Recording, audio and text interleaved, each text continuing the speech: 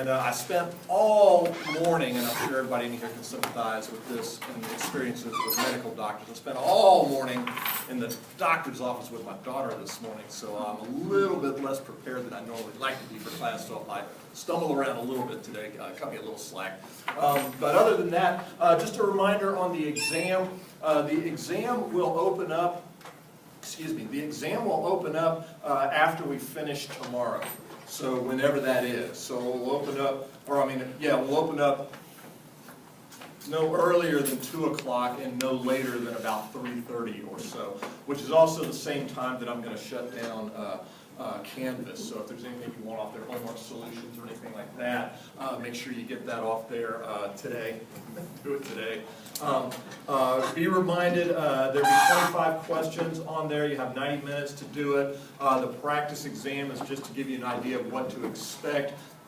In the transition from web courses to Canvas, I inadvertently, or I guess it unchecked or whatever, but I've now set it so on the practice exam you can do that more than once if you want to.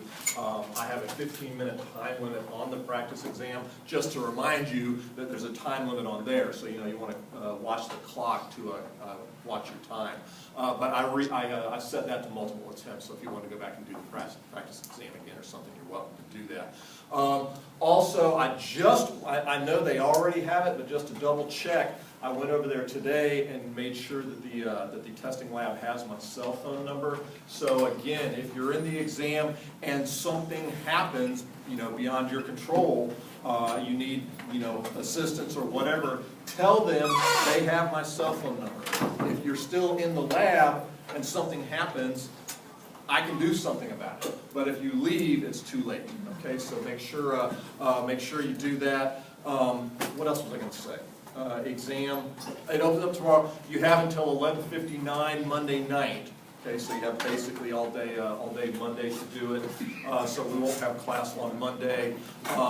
Definitely chapters 1, 2, and 4. We'll see how far we get into chapter 5 on forecasting. And what else was I going to say about the exam? What did I say yesterday? What's that? Yeah, no, I'm trying to remember everything I said. Questions about the exam? Questions about the exam? Okay, I thought there was something else. Opens up tomorrow, close Sunday, you've got 25 questions. Be reminded that the database on there, so the first question you get to where you're required to use data, that link is the data for all of it, just like on the practice exam. Okay, so all of that data is on there, and be reminded that you have there are multiple sheets. So there's not just one sheet of data; it's on multiple sheets. Yeah, I had a question on the exam. So when we get there and we let them know we're taking an exam for this class, we're gonna go like to a separate area so we don't go to lockdown. That was the other thing I meant to tell you. Yeah, don't go into lockdown browser because you need access to Excel. So there will be an icon with my name on it, or they'll tell you what it is, but I presume it has my name on it. So you'll want to click that icon, which means that you'll log into Canvas just like you normally do, which is why I have to shut Canvas down. Okay, so don't go into the lockdown browser. Go into the icon they put on that computer for me. And if they don't, then either you're sitting at the wrong computer or they sent it to the wrong computer. So let them know. Okay, that was the other thing. Yeah. Other questions? Other questions? Okay, I think that takes care of exam issues. Icon. Just for the record, I'm sure you guys all know this because you've taken multiple exams over there. They have a very impressive electronic monitoring system over there. So not that anybody would even dream of doing this so close to graduation, but because you're logging into Canvas, don't get the notion that you can put notes somewhere in there. They're impressive about doing that, and especially since I remind them of that, since you're not in a lockdown browser. That's the point of lockdown browser in the first place, so especially since I put them on notice on that. So just, not that I could imagine anybody doing that this close to graduation, but for the record. Okay. Questions? Questions? Oh, the other thing is, something else I said yesterday, is ignore the grade calculating stuff on web courses, okay, or on Canvas. I keep your grades in Excel, okay, and you should do the same. I told you yesterday, you know, your grades in this course are very simple.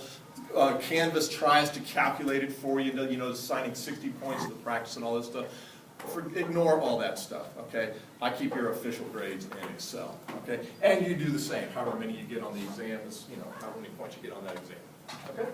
All right, so no questions? Okay, then let's go ahead and wrap up Chapter 4. I believe yesterday we left off with leverage ratios. As I assume you've gained a feel over your financial education, leverage is incredibly important in finance. It's an important concept for the purpose of maximizing returns. It's an important concept for understanding risk. The concept of leverage really underlies a lot of the risk in finance. For example, options have a reputation for being risky. And they are risky. If you don't know what you're doing, they are risky. Why? Because of the leverage. Okay? Futures, same conversation. They have a reputation of being risky. Why? Because of the underlying leverage. Okay? So this leverage is very important. Be reminded of the ratios that I put up here yesterday. Those are the ones that you need to memorize for the exam. On the concept of leverage, I actually have, if you looked at the in-class spreadsheet that I gave you,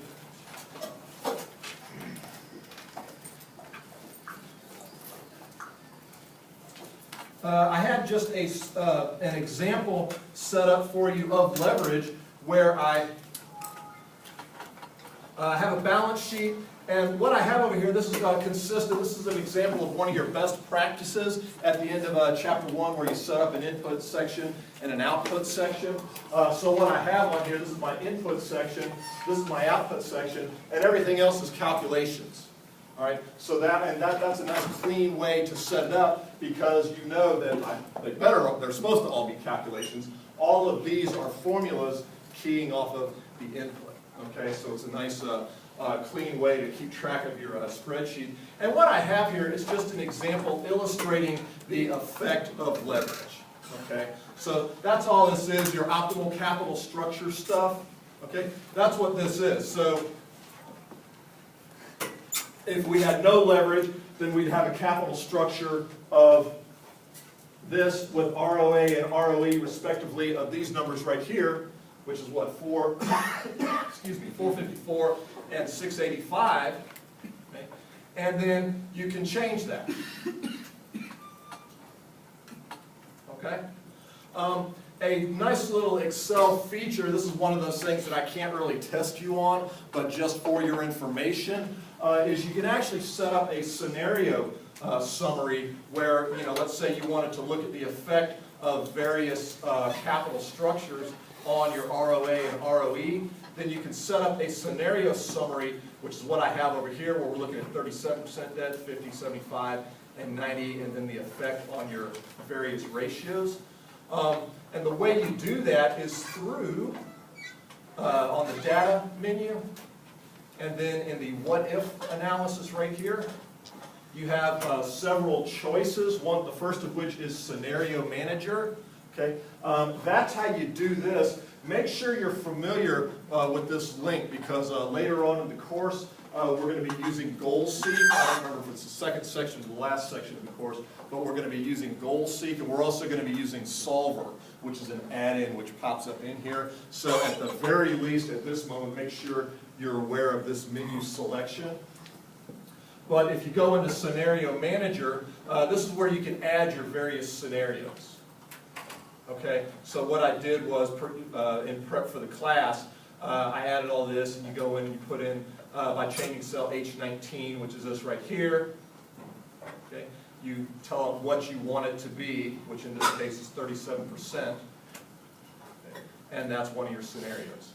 Okay, you go in and add another scenario, changing the same cell, 50%, so forth and so on. Okay, and when you finish all of that, the result is this right here.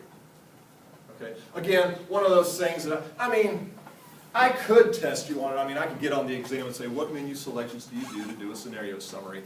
But I don't think that's really a senior level finance exam. Okay, so for your information, that's how you do it. Notice that I have the columns grouped, and to be honest, I'm not even real sure why I did that. But they're grouped. Same thing over here. Okay. But more importantly than that, notice that as our use of debt goes up, return on assets goes down. Why?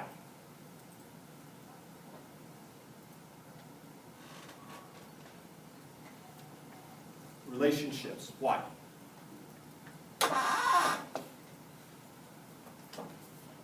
our use of debt goes up, our return on assets goes down. This is, of course, all other things being equal. Yeah. We're taking more debt.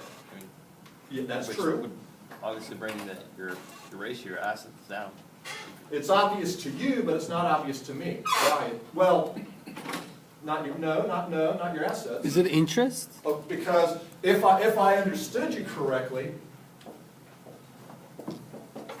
okay, left-hand side of the balance sheet is assets, right-hand side of the balance sheet is how we pay for those assets. So regardless of our mix, our total assets are going to be the same.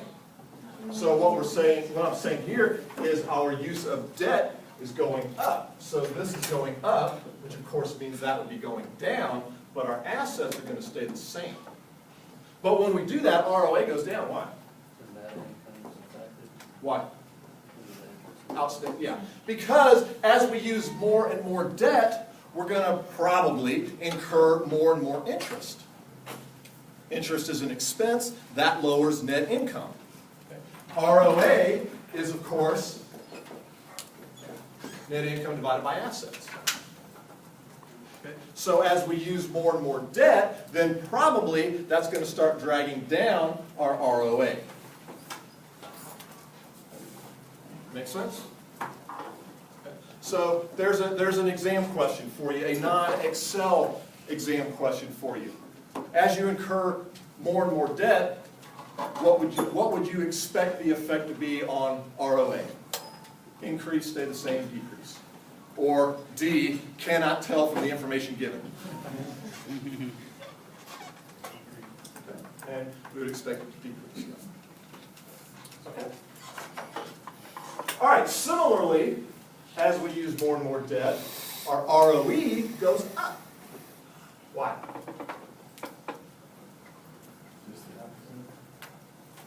No, because we're still incurring more interest. Exactly. Exactly. Because ROE is net income divided by equity, so we would still expect our net income to go down for the same reason we just discussed, but we would expect our equity to go down even more. Okay. Now, again, I mean, if we really wanted to sit down at night with a six-pack and try and come up with different scenarios, we could probably find some exceptions where this isn't the case, but this is what we would expect to happen under normal circumstances, if you will. Okay? So we would expect ROE to go up, which makes sense to you because that is the purpose of leverage in the first place. That's what we're talking about. That's what we're talking about, okay? They talk about this towards the end of the chapter. I presume that somewhere along the lines you guys ran across the DuPont analysis. Okay? So if you're looking at ROE, net income divided by equity, then with the DuPont analysis, we can do an algebra trick.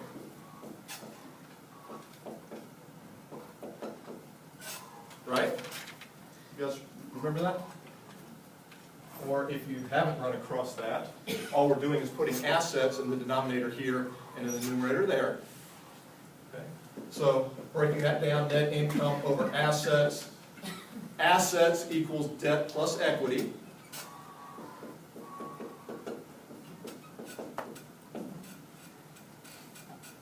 Right? Mm-hmm. Okay.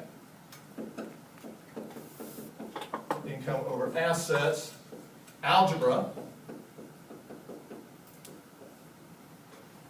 Right? Because debt plus equity over equity equals debt over equity plus equity over equity, which equals debt over equity plus 1. right? Okay. Which is ROA times, basically, times a measure of leverage. Okay, so the interesting part of this, in my opinion, is that if our return on equity goes up, basic measure of return, if return on equity goes up, it can go up for one of two reasons, or a combination of those two reasons. One, because we're using our assets more efficiently, right? Our ROA went up. Or it could simply be because we're using more leverage. Right? And the interesting part of that is that if you're a CFO and maybe you're having a bit of a down earnings, okay, bit of a down year, then at least theoretically and in reality, depending on the frictions, you could still, even if ROA went down because you had a dip in earnings, you could still increase ROE by simply changing your capital structure a little bit, which is to say taking on more leverage. So, in a sense, you're masking the drop in earnings from an ROE standpoint.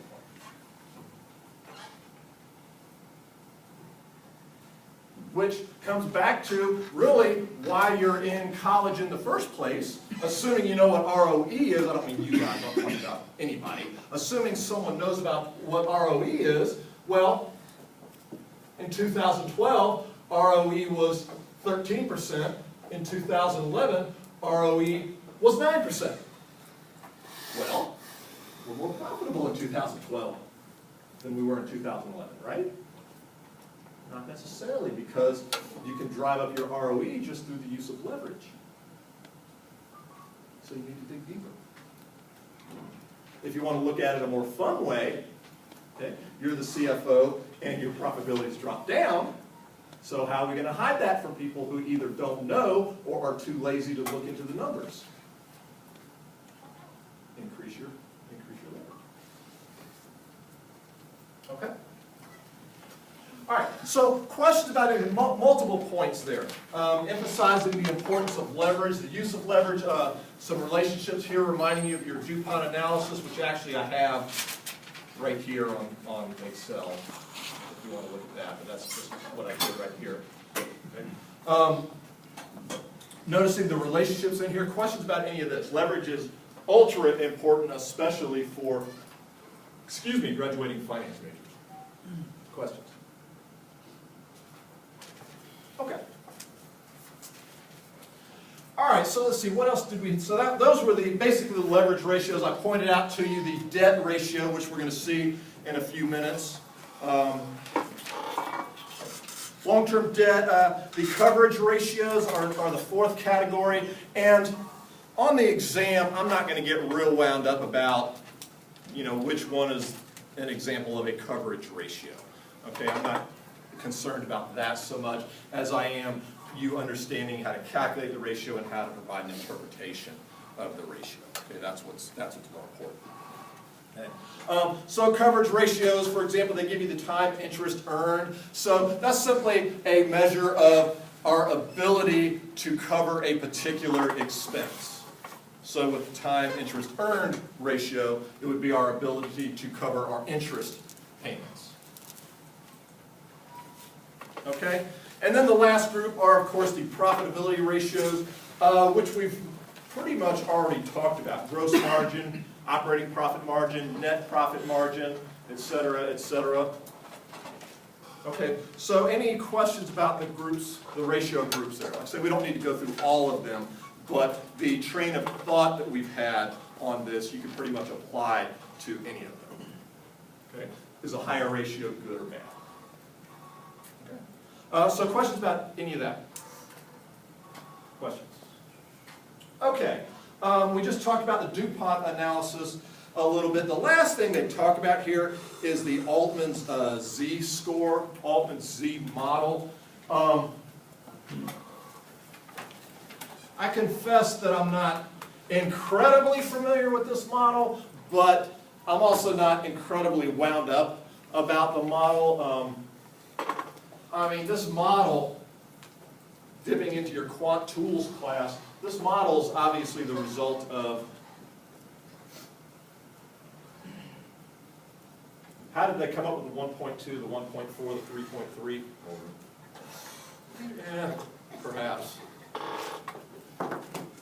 Linear regression. Okay? So this is a linear regression model where they have fit these variables to the probability of going bankrupt. I'm sure there's some validity to it. I don't have a problem with that. But if we looked real close, I would be willing to bet my next paycheck that these coefficients here are probably not stable.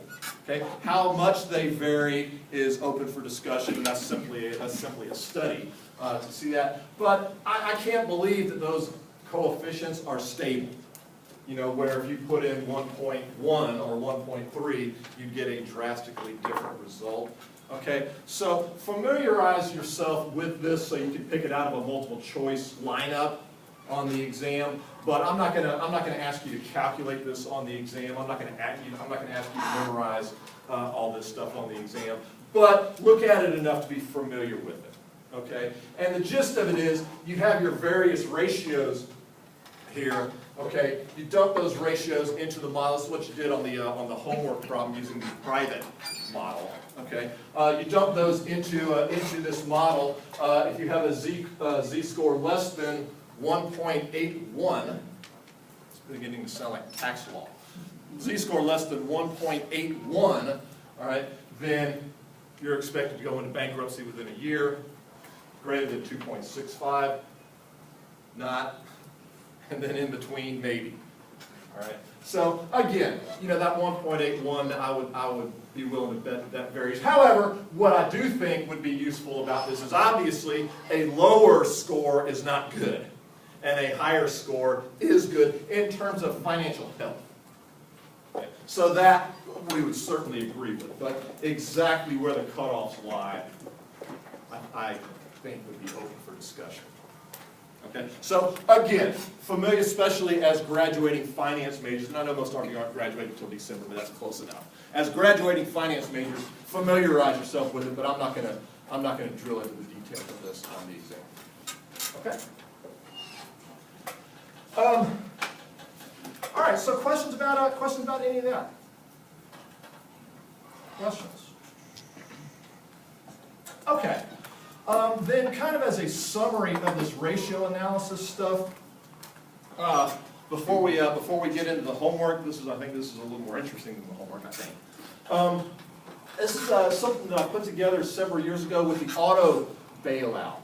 The example's probably getting a little stale, I suppose, but I still think it's interesting. And I put this together because I was so upset at all that auto bailout stuff that I actually did this for an accounting class that I teach, and I just kept it because I thought it was very telling.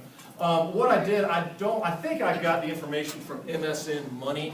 I think that's where, because they have like a 10-year summary, so it's just very easy to go in there and grab the information rather than going through 10 years worth of annual reports and all that kind of stuff. So I believe that's where I got all of this information from, which is all this stuff over here. But what I did was just kind of as a proxy for American automakers versus foreign automakers, okay? I just did kind of really a down and dirty analysis. So I've got Toyota versus General Motors. I also put in Ford versus Honda. Okay, again, just kind of as a proxy. And then down here is I have I think it's just a simple average of those two.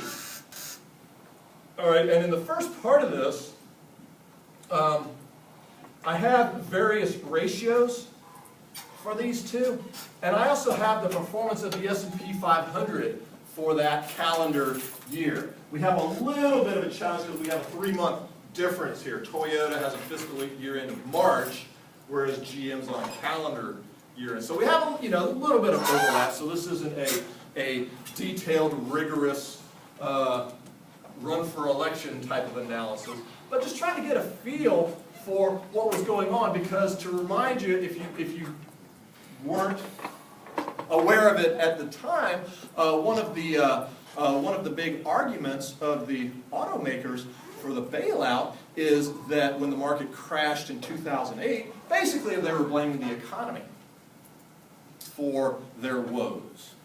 And that's what motivated this. That's what started me looking at this. Okay?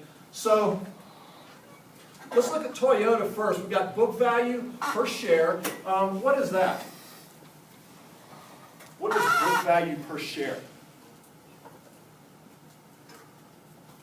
Book value of the firm divided by shares outstanding. Exactly. Book value of the firm divided by shares outstanding. Book value, of course, is The value of the capital, non-capital, like your equipment and factories and all that. yeah, which would all net down to the capital.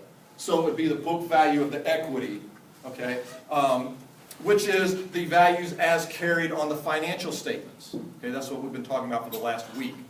All right, so that's your book value, as opposed to, for example, liquidation value, which is what you can sell for.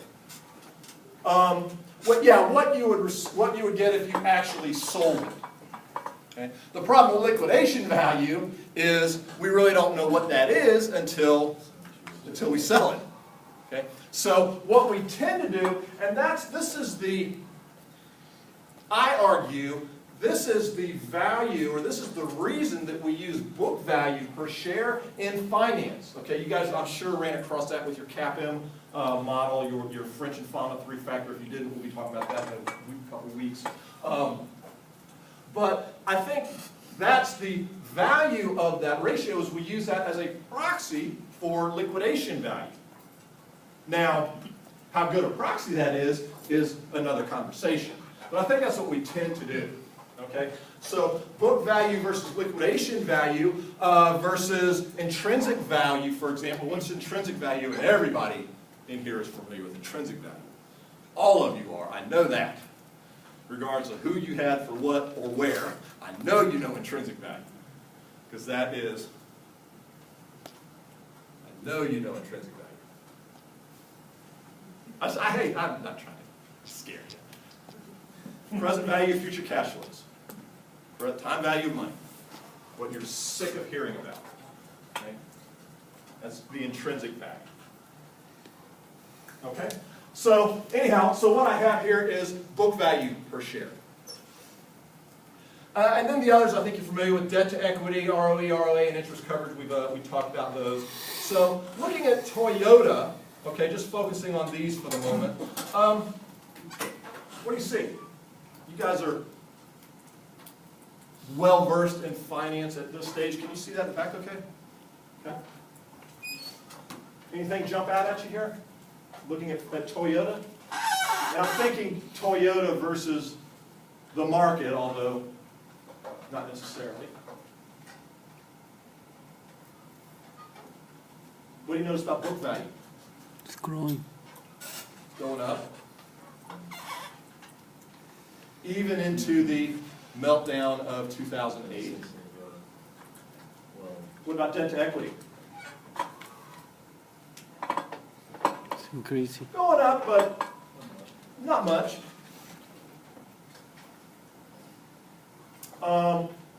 Skipping over ROE for a moment, what about ROA? Yeah.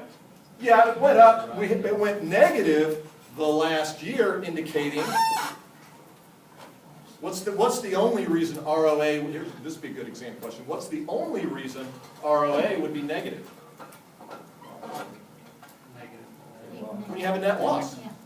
When you have a net loss. Because assets in the realm of reality can't be negative. I mean, theoretically you could come up with some scenarios where assets would be negative, but that's so far-fetched that in reality assets can't be negative. So if ROA is negative, the only reason is that net income, you have a net loss. Can we say the same thing about ROE? No, because we could have negative net income, but also negative equity, which would lead to a positive ROE, which would be, in my opinion, highly misleading if you look just at ROE, Justin. I was just, as far as your days are concerned, I know that they're everybody else is in the red before 2009. Well, yeah, Toyota hit- you're jumping ahead, I'm not there yet. When did they hit, this has to do with just, when, it was 9 or 10 that they had all the huge recalls and Toyota completely Yeah. plummeted. I think that, that was after this, I believe so, yeah. I can't remember what year Yeah, it was. no, this was just leading up to the auto bailout. This was just leading up to the auto bailout stuff. Okay. But since he wants to press forward, we see about GM. What's their book value doing? Yeah, and this, yeah, and especially really 2 years, because look, the market tanked in 2008. This was a crash right here, negative 38.5% return on the market that year. Okay. Well, the American automakers were arguing, well, the reason we're doing poorly is because of a bad economy. Well, their book value started turning 2 years before the crash. What about debt to equity? This is where you get into the situation. I mean, look at this leverage. Look at that leverage right there. Okay? And it turns negative again there. And this is your negative equity. Okay? Their equity, since the inception of the company, we're talking about General Motors, okay, went negative. Of course, after dividend distributions. Quick reminder, what are dividends? Pause this 1 second. What are dividends? What are they?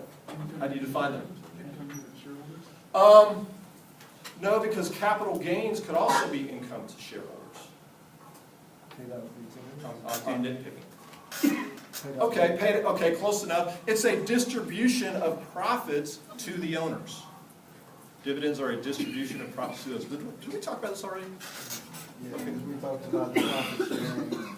Okay. We talked about other ways, All right. buybacks. Yeah, I'm hearing yes and no. Dividends are a distribution of profits to owners, in other words, retained earnings, which is important because if you don't have any retained earnings, you can't pay dividends.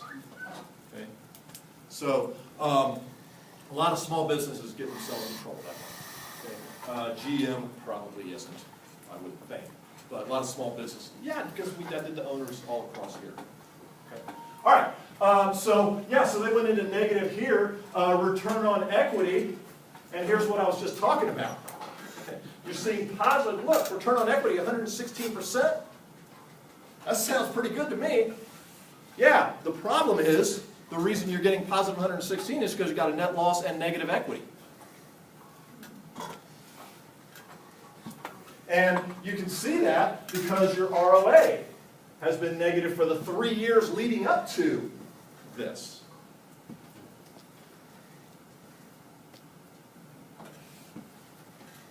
Okay. See anything else? You guys are probably more well-versed on recent corporate finance developments than myself. See anything else? Okay. And similar, we would see similar relationships. Like I said, I put Ford and Honda in there just so I had at least one other firm. Similar relationships here. There's your ROA. They squeaked out a positive one here, and then Honda.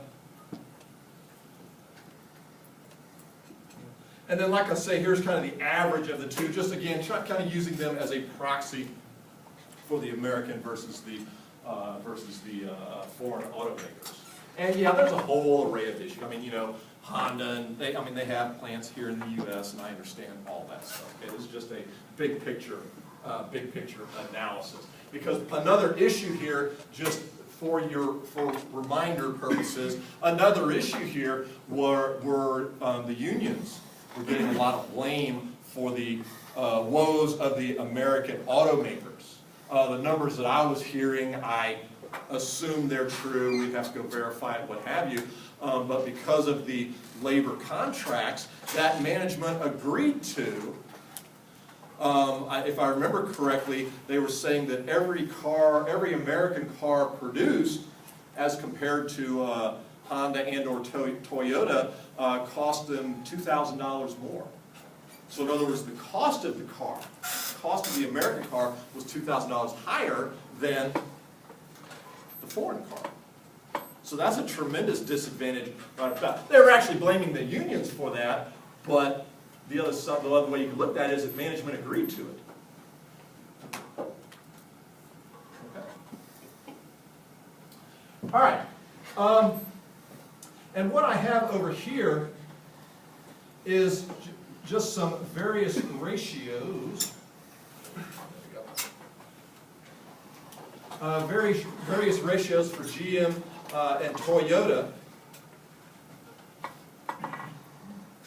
Looking at Toyota first, can you even see that?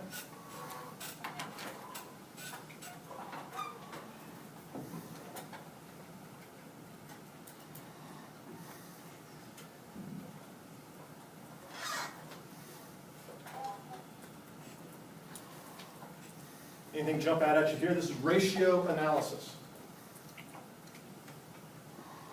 Current ratio? Yeah, looks at, not only is it healthy, look at the stability of the, look at the trends. Okay, so this is a trend analysis. So look at the trend of the ratio. Okay, looks fairly stable to me. Inventory turnover, which we talked about quite a bit yesterday, and within these businesses, I would tend to agree with the traditional interpretation of inventory turnover, where the quicker you get them in and out, the better. You might argue that if we were talking about a dealership. In fact, I think you probably would argue that with a dealership, now that I think about it, because I used to do business with a dealership who shall remain nameless. In my opinion, they were the biggest thieves in the area. But they also had the biggest inventory. I go to other dealerships, they have one or maybe two of the cars that I'm looking at. I go there, they have 8. No exaggeration. So inventory turnover, I don't think you really get much more stable than that. Asset turnover, same thing. Debt ratio, capital structure, Miller-Modigliani, leverage. What do you see here? Okay. And this is the total debt ratio. Notice that Excel tip, notice that I have these I have comments. Put it in here. You might consider using this on the exam for your calculations instead of going to the formula, which isn't even in here, but assuming the formula, instead of going in there and trying to figure it out, you can simply add a comment, right? Which you do by, you can do it a number of ways. If you right-click and then right there, insert comment. And there you go. Okay. So debt ratio, again, that's impressively consistent.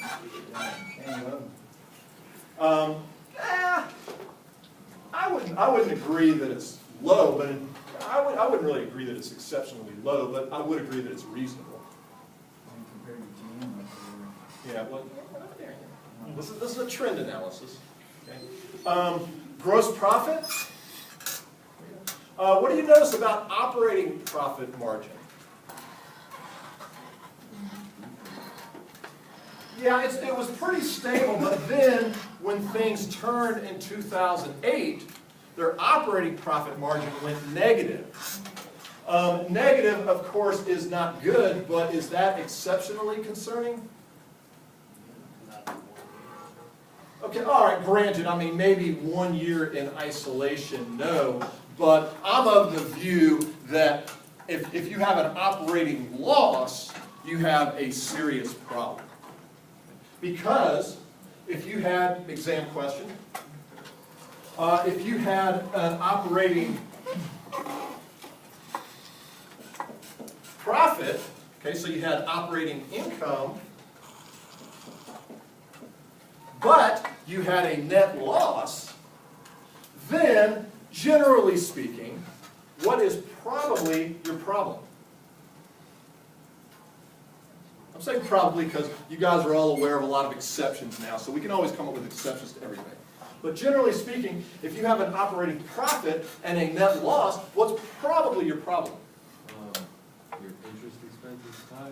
Okay, yeah, your financing costs probably interest. Because recall that the top half of the income statement captures your operations, captures the result of your operations. That's why operating income is such an important number in the first place. The bottom half of the income statement captures your financing.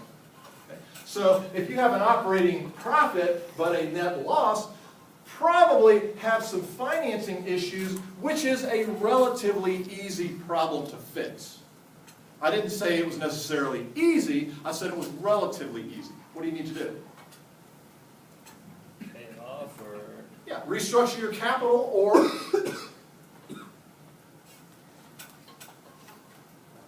you're paying too much in interest? Student loan interest rates just doubled on, when was it, Monday? Yeah. Yeah, I don't think it affects my loan. But it may affect, a lot of people are being affected by that. But if you're in this situation, you can restructure your capital or refinance. Maybe. I mean, restructure your credit terms if you can. Okay? So that is a relatively easy problem to fix. If you have an operating loss in the first place, that's a much harder problem to fix. Especially if we climb up the income statement to the gross profit margin. If we have a gross loss, that's really a hard problem to fix. Okay? All right, so that all looks pretty good unless you guys see something I'm not seeing. But now jumping up here to GM. Ay, ay, ay. Where do you want to start?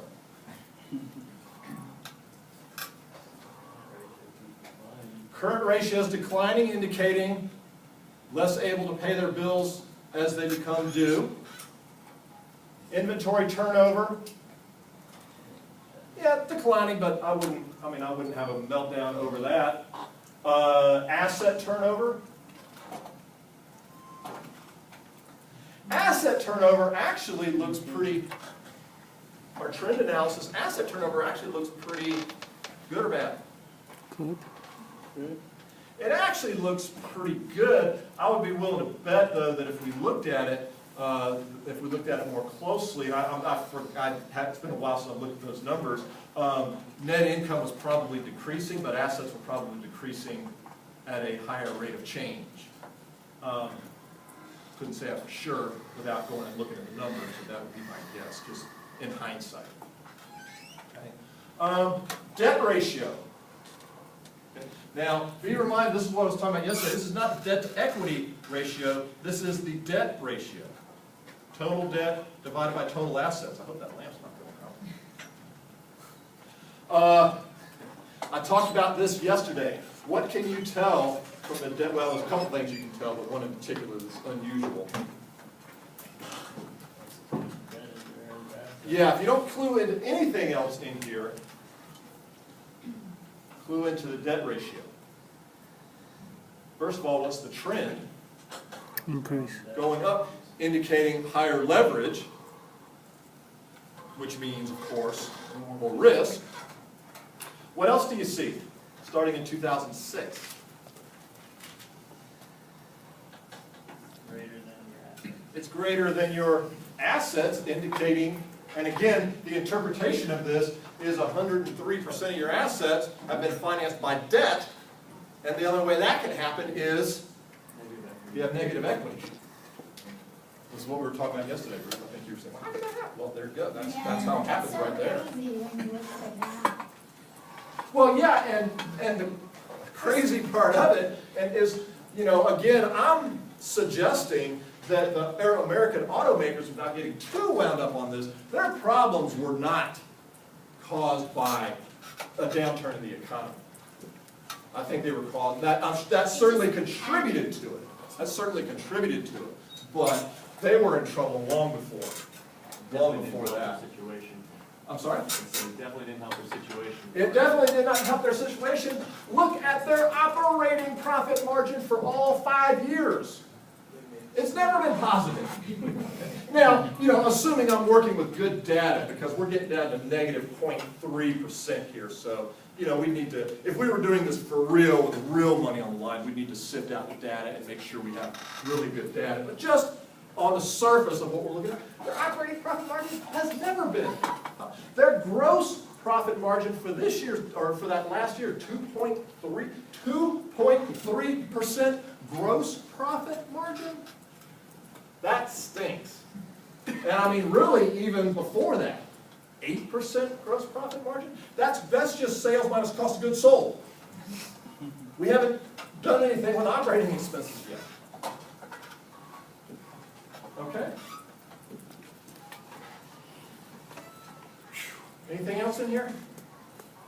Again, a couple of points here. An example of ratio analysis with what I think is an interesting, albeit extreme example, but what I think is a pretty interesting example, which led up to this auto bailout, which we all paid for. We all contributed to it. I mean, back then I was of the opinion, hey, free markets. Let them figure. The airlines figured it out. They can figure it out too. But nobody asked me. And for the record, I drive an American car, so I don't want to start getting into different conversations, but I drive an American car. And have since I got out of my PhD program. Anything else jumping out at here? Okay, a little Excel trick. Oh, and we got Toyota. We already did that. I didn't put Ford and the other one in there. A little Excel trick. This is I do this kind of stuff all of the time in Excel. If you want to, we were looking at a lot of details there. Excuse me, but if you wanted to kind of look at the big picture to see who was doing better. All right. What I've done here is just a ratio analysis right here, and the trick to this is that I'm using an if statement. Okay, so with the current ratio, for example, we're saying, you guys know that a higher current ratio is better. So I'm just simply saying if GM's ratio, and I'll show you this in just a second, if GM's ratio is higher than Toyota's ratio, then put in GM. If it's not, put in Toyota. Okay, so if you're not already, you should definitely be familiar with the if statement, and also understand that you can put in a label, right? And you do that with the parentheses. So again, all I'm saying is if GM's is greater than Toyota's, then I'll put in GM. If not, put in Toyota. Everybody familiar with that? Or if you're not clear enough? Okay. And that's what I have here. Okay. So, like I said, this is really just an Excel trick. Summary sheet, and on the profitability, Toyota has been better on all of them. Leverage, Toyota was better, and this is just the relative values. This doesn't even consider the stability of each one. So you could do the same thing where you took the standard deviation of each time series and compared that, which would actually be pretty interesting. How did you switch over to that chart? How did I do what? Because I got numbers on mine. You need to put it in quotes. Oh, put the whole thing in quotes? I mean, the number in quotes? What number? My chart has numbers. Oh, it's down underneath it? Okay, forget it. We're on row 37. No, yeah, I'm looking at the profitability numbers, and I thought you did something to that specific chart. No, this is down below. Other questions? Other questions? Okay.